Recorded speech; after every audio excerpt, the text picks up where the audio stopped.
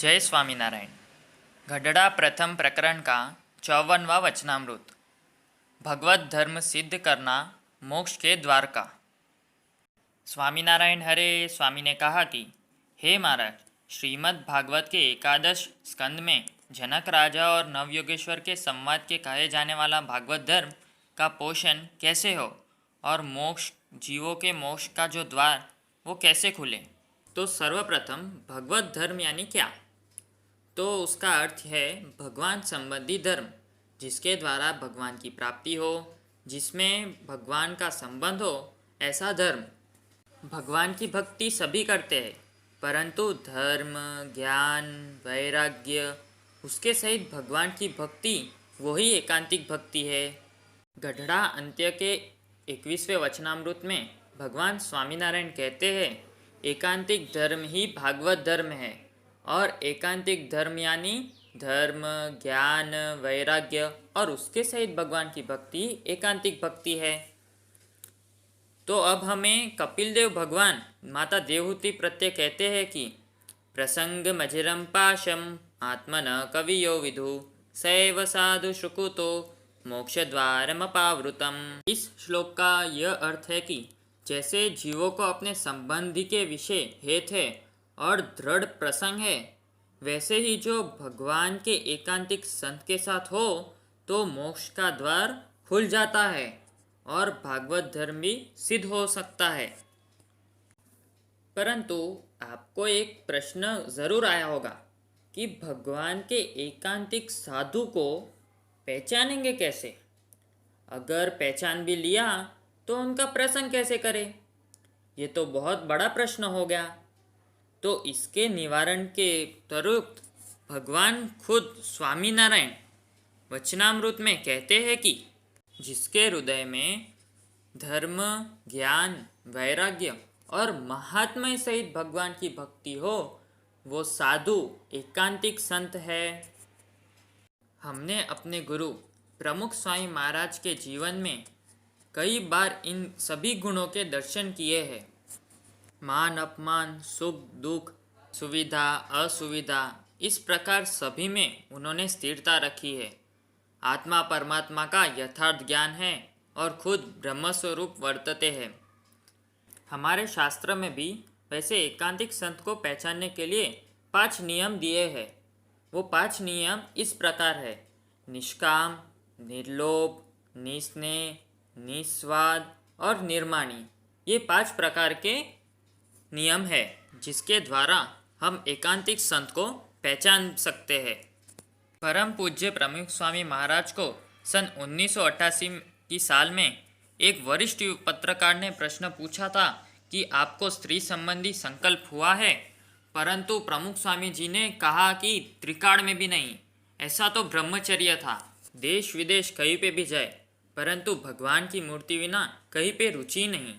अक्षरधाम के सुख के आगे दूसरा सभी सुख राग के समान था। हरि कृष्ण महाराज तो उनका प्राण है।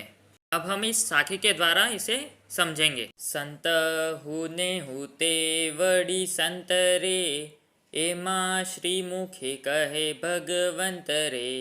संत मान जो मारी मूर्ति रे, एमा फेर नथी एक रति रे। मड़े प्रभु प्रगट प्रमाण रे, का तो तेना मड़ेले कल्याण रे।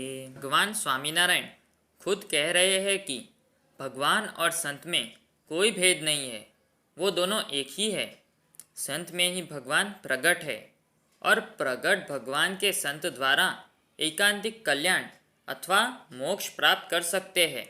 अब हमें एकांतिक संत मिल चुके हैं, तो अब हमें उनका प्रसंग करना है। संग और प्रसंग, इन दोनों में भी भेद है। अगर हम चीनी को पानी में मिलाएंगे और जब उसे उबाला जाए तो पानी सब उड़ जाएगा और चीनी बिखर जाएगी, तो वो संग का अर्थ हुआ।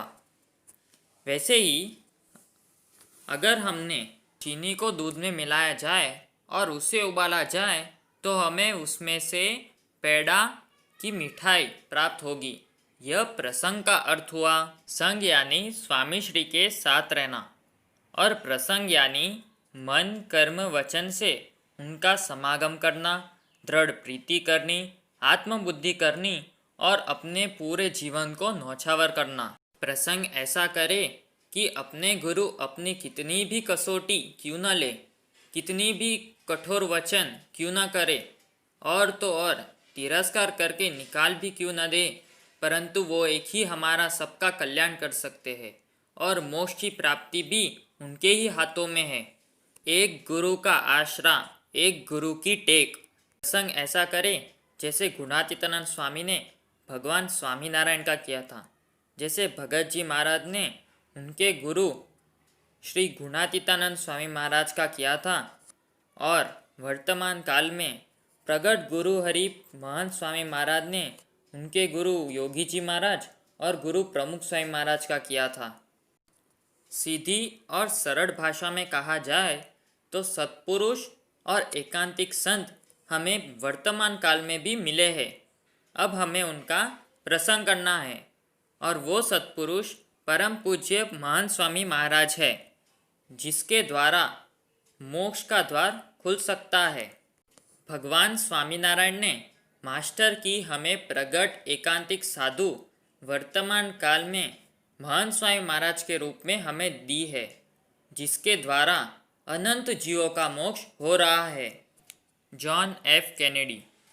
Ask not what your country can do for you, ask what you can do for your country.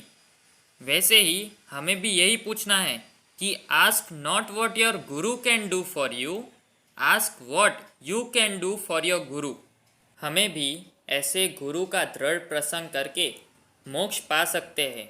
स्वामी बापा को प्रार्थना है कि मन कर्म वचन से उनके साथ जोड़ान हो और उनके अंतर की खुशी प्राप्त हो सके, उनके संग से एकांतिक धर्म सिद्ध करे और परम सुखकारी ऐसे अक्षरधाम को प्राप्त कर पाए।